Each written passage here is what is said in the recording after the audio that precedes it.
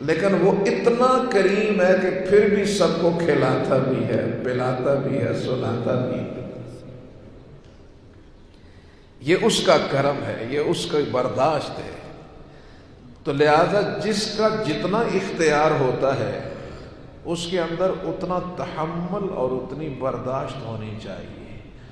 ورنہ اللہ رب العزت نے مردوں کو جو قوام بنایا ہے گھر پہ، تو وہ اس لیے کہ اس کی برداشت عورت کی بنسبت فطرتاً زیادہ ہے، تو لہٰذا اسے اپنی مردانگی کا اظہار برداشت کر کے کرنا چاہیے، اسے اپنی قوت کا اظہار جبر کر کے، تشدد کر کے اس پر اپنا اظہار نہیں کرنا چاہیے۔ ہاں اگر ایک حد ہے اور وہ قرآن و حدیث نے بیان کی ہے کہ کہاں تک آپ کس طرح کی برداشت کر سکتے ہیں، کن کن امور میں کر سکتے ہیں، کس کس حد تک کر سکتے ہیں، یہ قرآن حدیث نے ساری چیزیں واضح کی ہیں۔ تو گزارش یہ کر رہا تھا کہ حسن معاشرت شروع ہوتی ہے آپ کی اپنی بیوی سے، اپنے بچوں سے، کہ آپ ان کے ساتھ طرز عمل کیا ہے۔ آج میرے دوستو ہم اپنے بچوں کو سب کچھ دے رہے ہیں، غریب آدمی کوشش بھی ہے کہ میں اپنے بچوں کو اچھا کھانا دوں، اچھا لباس دوں۔ جس آدمی کے پاس خوشحالی ہے اس نے تو گویا اپنی دولت کے منہ کھولے ہوئے ہیں اولاد کے اشارے پر، جو کچھ وہ کہتے ہیں وہ کرتا جاتا ہے۔ لیکن یاد رکھنا ایک چیز ہم اپنی اولاد کو نہیں دے رہے، اور وہی اس وقت کی سب سے اہم ترین چیز ہے۔ اور اگر آج کے بگاڑ کی کوئی سب سے بڑی وجہ کوئی پوچھنا چاہے تو میرے نزدیک یہی ہے، اور وہ ہے صحبت صالحین،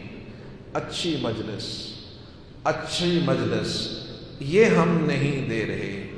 اچھا ماحول ہم اپنے بچوں کو نہیں دے رہے،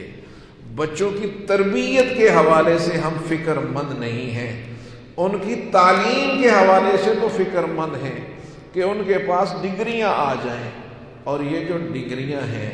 یہ اصل میں جو ہماری یونیورسٹیوں میں، کالجوں میں جو ڈگریاں ہیں، تو ایک دانشور نے کہا تھا کہ یہ تعلیمی اخراجات کی رسیدیں ہیں، یہ تعلیمی اخراجات کی رسیدیں ہیں جو اٹھائے ہم پھرتے ہیں، اور اس کا ہدف جو ہے صرف اور صرف یہ ہے کہ میرے بچے کو اچھی نوکری مل جائے، ایک اچھی جگہ شادی ہو جائے، بس اچھا انسان بنے نہ بنے اس سے کوئی غرض ہی نہیں ہے۔ جب میری یہ غرض نہیں ہے، میرے اساتذہ کی یہ غرض نہیں ہے، میرے ماں باپ سے زیادہ مجھ پہ مہربان کوئی نہیں ہے، اس کی غرض یہ نہیں ہے کہ یہ اچھا انسان بنے، تو مجھے بتاؤ کہ پھر یہ کیسے اچھا انسان بنے گا؟ اس کو کس نے اچھا انسان بنانا ہے؟ اس کی تربیت کس نے کرنی ہے؟ آسمان سے فرشتوں نے اترنا تو نہیں ہے۔ لہذا اپنی اولادوں کو وقت دیں، ان کی غلطی کے اوپر ان کو ٹوکنے والے بنیں، ان کی غلطی کے اوپر ان کی سرزنش کریں، ایک بہتر انداز میں، ایک اچھے مربی کی حیثیت سے۔ لیکن ہمارا المیہ یہ ہے، اور یہ پورا قومی المیہ ہے، کہ والدین خود غیر تربیت یافتہ ہیں، والدین خود غیر تربیت یافتہ ہیں، تو غیر تربیت یافتہ آگے اپنے اولاد کو تربیت کیسے کرے گا؟ تو لہٰذا اپنے بچوں میں، اپنی اولادوں میں اگر ایسا نہیں تو پھر کسی صالح آدمی، کسی اچھے آدمی کی مجلس میں خود بھی بیٹھو، اپنی اولاد کو بھی بٹھاؤ، اپنے بچوں کو بھی بٹھاؤ۔ آج یہ درس قرآن ہوتا ہے، ہمارے عزیزوں نے محنت کی، کوشش کی، اب یہ پوری دنیا کے گھر گھر میں پہنچ رہا ہے، ہزاروں لوگ اسے سن رہے ہیں۔ چلو کم از کم زیادہ نہیں تو اسی کو آدھا گھنٹہ دے دو، شاید اس میں کوئی کام کی بات نکل جائے، ہمارے اور ہمارے بچوں کی خیر ہو جائے۔ تو لہٰذا یہ بھی ہماری ایک تربیتی نشست ہوتی ہے، جس میں ہم بیٹھ کر جہاں فضائل بھی سنتے ہیں، مسائل بھی سنتے ہیں، وہاں بنیادی طور پر یہ وہ جملے ہیں جو کہہ کر ہم اپنی تربیت بھی کر رہے ہوتے ہیں، اپنی اصلاح بھی کر رہے ہوتے ہیں۔ بعض دفعہ چیزیں پتہ ہوتی ہیں لیکن کسی کے دہرانے کی وجہ سے وہ پھر بہت ساری تازہ ہو جاتی ہیں، بندہ پھر حقیقی طور پر وہ سنجیدگی سے ان کو لینا شروع کر دیتا ہے۔ تو فرمایا پہلا آغاز تو گھر سے شروع ہوا، پھر عزیز و اقارب کی حد تک آپ کا خیر کا پہلو بڑھنا چاہیے، پھر اس کے بعد سوسائٹی اور معاشرے میں اگر کوئی بہت زیادہ حقدار ہے جو ہے وہ آپ کے مال کا اور آپ کی شفقت کا، تو وہ یتیم ہے۔ اور یتیم یاد رکھو، یتیم اس کو کہتے ہیں کہ جس کا والد نہ ہو اور وہ نابالغ ہو، ورنہ تو اتنے سارے یتیم بیٹھے ہیں، اتنے تو بڑی تعداد یتیمہ نہیں ہے سارے۔ تو لہذا یتیم کا اطلاق اس بچے اور بچی پہ ہوتا ہے کہ جس کا والد نہ ہو اور وہ نابالغ ہو، بالغ ہونے کے بعد اس پر یتیم کا اطلاق نہیں ہوتا۔ تو یاد رکھنا ہمارے ہاں یہ بھی بڑا المیہ ہے کہ ایک صاحب فوت ہو گئے، چھوٹے چھوٹے یتیم بچے ہیں، وہ اس کی والدہ بیچاری قرض ادھار کر کے تو ختم شریف پڑھواتی ہیں، اور ہم بڑے مزے کے ساتھ وہاں جاتے ہیں اور خوب جناب ماشاء اللہ ختم شریف کھا کر ان کو سیدھے جنت میں پہنچا کر تو آتے ہیں۔ کوئی حد ہوتی ہے۔ اللہ کہتا ہے یتیم کو مال دو، وَآتَ الْمَالَ عَلَى حُبِّهِ ذَوِي الْقُرْبَى وَالْيَتَامَى، یتیم کی پرورش کرو، یتیم کو مال دو، اور ہم اس کے گھر میں بیٹھ کر تو ختم شریف کھا رہے ہوتے ہیں، اور وہ بیچاری صرف اس لیے کہ جی لوگ کیا کہیں گے، زندگی ساری اسی پہ گزر گئی کہ لوگ کیا کہیں گے۔ لوگوں نے تو ایک ہی جملہ کہنا ہے، انا للہ و انا الیہ راجعون۔ لوگوں کا جملہ تو یہی ہوتا ہے کہ لوگ کیا کہیں گے۔ اور میرے دوستو، لوگ کیا کہیں گے اس سے نکل جاؤ، اس سے نکل جاؤ کہ لوگ کیا کہیں گے، یہ سوچو کہ اللہ اور اس کا رسول کیا فرماتا ہے۔ اس پہ آ جاؤ کہ اللہ اور اس کا رسول کیا فرماتا ہے۔ اور جب بندہ اس نہج پہ آ کر سوچتا ہے کہ اللہ اور اس کے رسول کا ارشاد کیا ہے، تو پھر اس کی سوچوں کا زاویہ بدلنے لگتا ہے۔ تو فرمایا وَآتَ الْمَالَ عَلَى حُبِّهِ ذَوِي الْقُرْبَى وَالْيَتَامَى، یتامہ کو وہ دیتا ہے مال، باوجود مال کے ساتھ محبت کے، باوجود اللہ کی محبت میں ڈوب کر وہ یتیم پر بھی مال خرچ کرتا ہے، اس کی پرورش کرتا ہے۔ محبوب دو عالم صلی اللہ علیہ وسلم نے فرمایا جس کو دینے کے لیے کچھ نہیں، دینے کے لیے کچھ نہیں، وہ صرف اور صرف یتیم بچوں کے سر پر ہاتھ پھیرے، انہیں دلاسا دے دے، انہیں تسلی دے دے، تو فرمایا اس کے ہاتھ کے نیچے جتنے بال آتے ہیں اللہ اتنی نیکیاں اسے عطا فرما دیتے ہیں، اتنی نیکیاں۔ کچھ اور نہیں کر سکتے، اتنا تو کر سکتے، اتنی تو آپ کے اندر جو ہے وہ ہونی چاہیے۔ تو لہٰذا فرمایا والمساکین، اور معاشرے اور سوسائٹی کے وہ لوگ جن کی زندگی بے روزگار بن کر، جن کی زندگی کے اندر سکون آ گیا، ساکن ہو گئی جن کی زندگی کا پہیہ چلنے سے رک گیا، وہ مسکین اس کی زندگی کی گاڑی کو دھکا دینے کے لیے اپنے مال سے خرچ کرتا رہتا ہے۔ والمساکین وابن السبیل، اور مسافروں پر بھی خرچ کرتا ہے۔ کوئی مسافر کہیں آ گیا، اس کو کھانا کھلا دیا، مسافر کہیں پہ آ گیا، اس کو ضروریات سفر میں اس کے ساتھ تعاون کر دیا، اس کا اکرام کر دیا، اس کے ساتھ جو ہے وہ کچھ اس کے ساتھ نقدی دے کر اس کے احترام کے اندر۔ کیا کبھی ہم نے ایسا سوچا ہے؟ ہمارے ہاں تو بہت المیہ ہے کہ اگر کوئی مسافر ہے پتہ لگ جائے کہ اس نہ اگے پیچھے کوئی نہیں، تو پھر وہ چڑھنا وہ سڑے ٹا، تو پھر اس نال جڑا حشر ہونا وہ بھی الامان والحفیظ۔ اس لیے میرے قابل احترام دوستو، یاد رکھو، یہ کبھی نہ سوچو کہ کسی کا کوئی نہیں۔ یاد رکھنا فقیر کا جملہ، جس کا کوئی نہیں ہوتا اس کا میرا اللہ ہوتا ہے، اس کا میرا اللہ ہوتا ہے۔ اور جس کو اعتماد اپنے رشتوں پر، برادری پر، علاقے پر، وسائل پر ہوتا ہے، اس سے زیادہ اس کا اعتماد اپنے اللہ پر ہوتا ہے۔ لہذا مسافر کہیں مل جائے، اس کا اکرام کرنا، اس کی خدمت کرنا، اس کے ساتھ خندہ پیشانی سے پیش آنا، اگر ہو سکے اس کو کھانا کھلا دینا، اگر نہیں تو کچھ نہ کچھ اس کا اکرام کر دینا، اس کے لیے کچھ نہ کچھ دے دینا، یہ انسانیت ہے۔ اور یہ انسانیت میرے رب نے اپنے بندوں کی تربیت کر رہا ہے میرا رب، کہ تم اس سوسائٹی میں کبھی مسکین بھی ہو سکتے ہو، اس سوسائٹی میں یتیم بھی ہو سکتے ہو، اس سوسائٹی میں مسافر بھی ہو سکتے ہو۔ اگر تم مسافروں کے ساتھ حسن سلوک کرو گے تو شاید تم جب مسافر بنو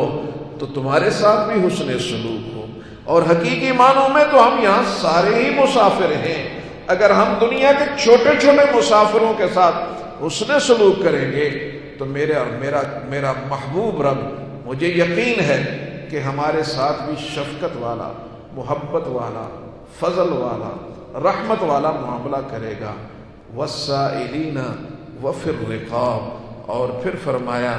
کہ حسن معاشرت میں یہ جو مانگنے والے لوگ ہیں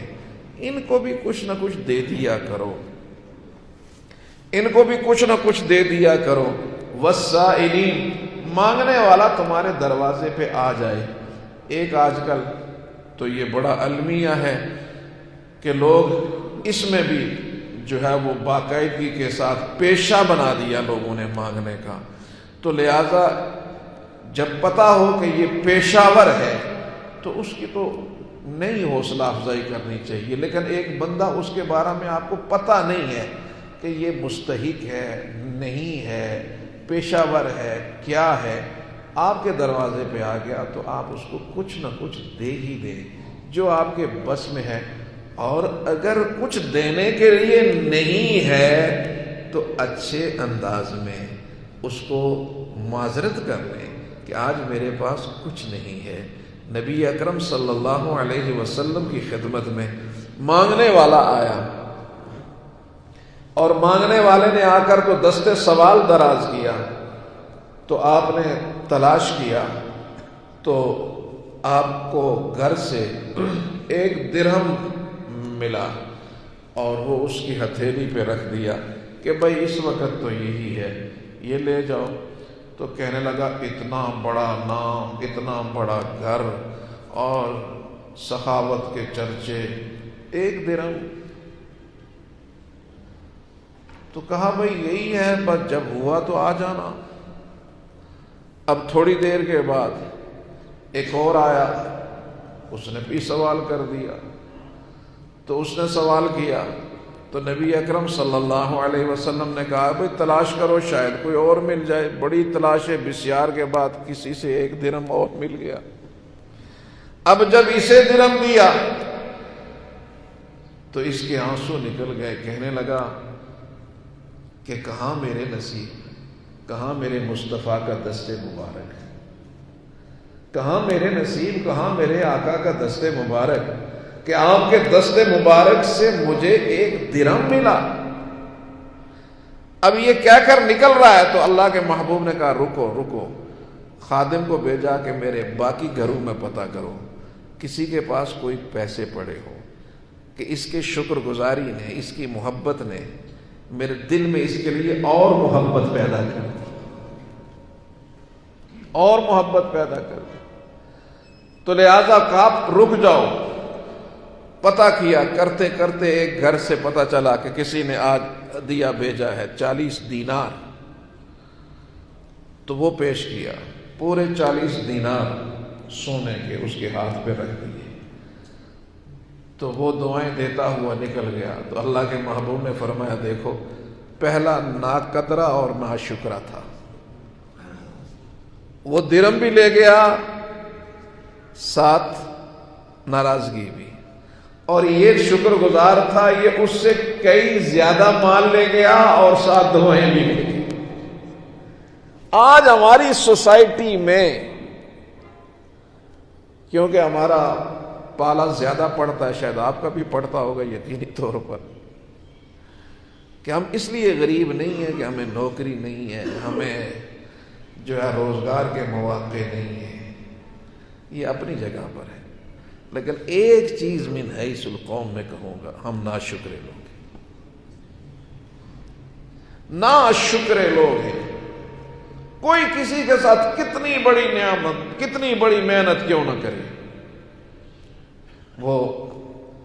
پہلے ابھی تو اللہ کا کرم ہے بڑی آسودگی آ گئی، پہلے لوگ سعودیہ سے باہر سے آتے تھے تو کپڑے لاتے تھے اپنے عزیز و اقارب کے لیے، تو وہ جس کو کپڑے دے نا تو وہ بجائے یہ کہ خندہ پیش اتنا ناک چڑھائے اور کچھا اٹبائی نہ آتا کچھا پڑے، اور اللہ نے بندہ اس غریبہ تو چاہیے آندے خریدی آندے اے بیگ لدیا نہ بچارا آیا، وہ اتنی غلط آئی بڑا شکریہ جزاک اللہ خیر، نو سنگرانا انسی اور سنگرانا اور کیا لوڑ سی بھی ہے، یہ ہے وہ بنیادی ناشکری۔ ہم ناشکرے لوگ ہیں، یاد رکھنا کہ شکر گزاری کی عادت اپنے بچوں میں ڈال دو، ان کو آج سے اس چیز کا متعود بناؤ، یوز ٹو کر دو کہ وہ شکر گزار بنے۔ چھوٹا سا کام اگر وہ کریں آپ ان کے ساتھ نیکی کریں تو انگریز تو تھینکس کرتے ہیں، آپ ان کو یہ سکھائیں کہ جزاک اللہ خیر، جزاک اللہ خیرہ، جزاک اللہ خیرہ۔ اگر یہ تھوڑا مشکل ہے تو شکریہ، یہ ہمیں اپنے یہ تربیت ہے، یہ تربیت ہے۔ میں برطانیہ میں ایک جگہ سفر کر رہا تھا، شاید آپ کو بتایا بھی تھا پہلے، تو سفر کر رہا تھا تو ٹرین میں تو ایک خاتون سامنے بیٹھی تو ایک بیٹی اپنی اس کو کچھ لکوڈ چمچ کے ساتھ دے رہی تھی، تو وہ میرے خیال میں 2-2.5 سال کی بچی ہوئی ہو، تو اب وہ اس کو وہ دے رہی ہے تو وہ ایک چمچ لیتی ہے تو وہ اس کو کہتی ہے کہ تھینکس بولو، تو بچے ضدی ہوتے ہیں، وہ جب تک اس کو تھینکس نہیں بولتی وہ دوسری چمچ نہیں دیتی۔ اس نے اس کو کوئی 10-15 چمچے کھلائی ہوں گی، ہر دفعہ اس نے اس کو کہا کہ تم مجھے تھینکس کہو، پھر اس کے بعد میں تمہیں جو ہے وہ دوسری چمچ دوں گی۔ اب یہ ہمارے گھروں میں ہماری مائیں ہمارے باپ کیا اپنی اولاد میں ہم نے کبھی ان کو سکھایا کہ بھائی تم ایسا کرو میں تمہیں فلاں کرتا ہوں؟ بلکہ اگر اولاد یہ کرے تو ہمیں بھی اس کا شکریہ ادا کرنا چاہیے۔ گھر میں کھانا پکا کے لائیں تو سنگرا میں کھاسا وہ بیچاری پوری تڑی نہ چولہے چڑھی، افطاری بنتی جناب وہ بیچاری زور سے بیٹھی ہے، افطاری بنا کے جناب تو شامی گئے جناب سنگرے نے کھائی، کیا بنائی ہو؟ نہ لون تھا نہ مرچی کھائی۔ تو یہ ہمارے اندر اب یہ چیزیں ہمارے بچے دیکھ رہے ہیں، جب یہ دیکھیں گے تو ان کے اندر کس طرح ایٹیکیٹس آئیں گے؟ تو ہمیں شکر گزاری کے ماحول کو پروان چڑھانا ہوگا، اور جو آدمی شکر گزاری کے مرحلے میں داخل ہو جاتا ہے میرا اللہ اس سے تنگ دستی ختم فرما دیتے ہیں، اس سے تنگ دستی ختم کر دیتے ہیں۔ بندوں کا شکریہ، پھر اس رب کا شکریہ جس نے یہ ساری نعمتیں ہمیں عطا کی، والسائلین وفی الرقاب، لوگوں کو آزاد کروانے میں، اور پہلے لوگ غلام تھے ان کو غلاموں کو لے کر تو لوگ خرید کر آزاد کرواتے تھے۔ آج اگر جیلوں میں لوگ ہیں، کوئی ناکردہ جرم کے اندر گرفتار ہے اور یا کسی کو کوئی اس طرح کا مسئلہ ہے، اس کی خیر کے معاملے میں اس کی مدد کر کے اس کو نکالنے والے، یہ حسن معاشرت ہے، اب اس کے بعد آیا وَأَقَامَ الصَّلَاةَ وَآتَ الزَّكَاةَ، انشاءاللہ اس پہ کل